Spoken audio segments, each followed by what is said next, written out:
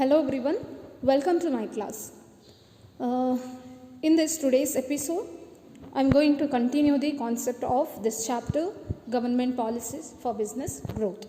In the previous episode, we have discussed so many concepts regarding this chapter, and also we came to know about regarding the policies. So how about the public policies, and also how about the government policies which influence in the prehistorical period as well as the post-independent period. Then dear students, let me discuss about today's concept.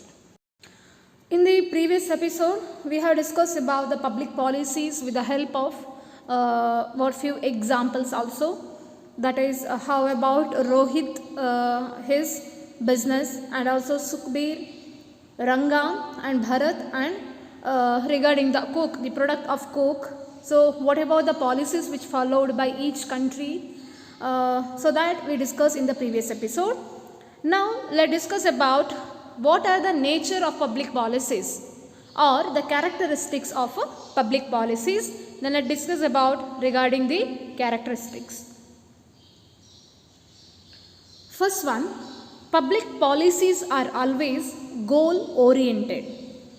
See, public policies which are always goal oriented. Why? Because public policies are formulated and implemented in order to attain a certain objectives which the government has in view for ultimate benefit of the masses in a welfare state. So then what is the main objective of public policy? That is to fulfill the welfare in the society.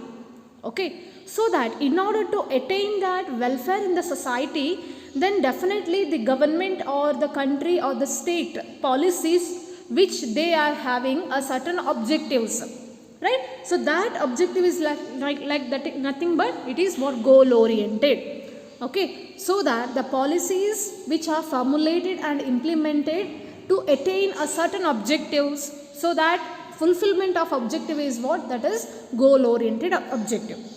Okay, then let's see about with the help of one of the example here. The banks are instructed by government to initiate financial inclusion plan. See, the banks are instructed by the government. What government instruction? That is to initiate financial inclusion plan, and they are bound to open branches in villages. So the government instruction is what? That is to open the financial branches in the villages also, so that opening of low frill accounts under the Jan Dhan Yojana had been made mandatory. So the banks have been set up this Jan Dhan Yojana. In this Jan Dhan Yojana, this has been what helpful to what fulfill the needs of village people, and this is one of the goal oriented project. So that we can say that public policies are goal oriented. Next, second one, public policy represents the outcome of the government's collective actions. So this is another one nature. We can say that public policy which represents, it is the outcome of the government's collective action.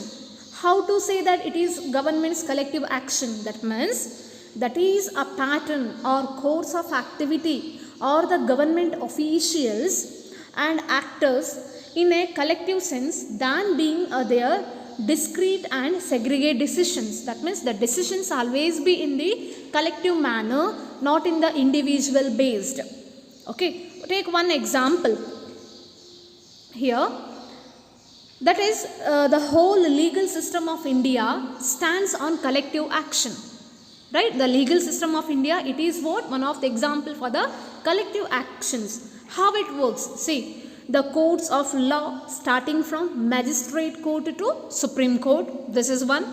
Next, the duties and codes of conduct of the judges, the involvement of lawyers and public prosecutors, the role of police and forensic experts, and the appointment of juries. So these are some examples of the collective actions. So that here we cannot say that individual actions. So here all together they can decide, they can make the public policies, and they can find the action. Okay, so that we can say that public policy is the outcome of government's collective action. This is what second one. And third one, public policy is what the government actually decides or chooses to, so that it is the relationship of the government's units to the specific field of political environment in a given administrative system, so that it can take a variety of forms like law, ordinances, court decisions, executive orders, decisions, etc. So that we can say that a public policy, so which can takes in different ways, that is by the way of laws, court decisions, ordinances, executive orders and decisions. Okay. Next, fourth one, public policy is positive in the sense that it depicts the concern of the government. That means public policies which concern about the government decision, and also which involves its action to a particular problem on which the policy is made, and it has a sanction of law and authority behind it. Negatively, it involves decisions by the government officials regarding not taking any action on a particular issue. So in nations run by autocratic military dictators and dictatorial minority, we see exceptions and their public policy turns often negative. So for entrepreneurs and business house, it is very important to know the major fundamental policies followed by the government before entering a new country, so that public policy which gives the positive sense and that depicts the concern of the government. Okay students, rest of the things we will discuss in the next episode. Thank you.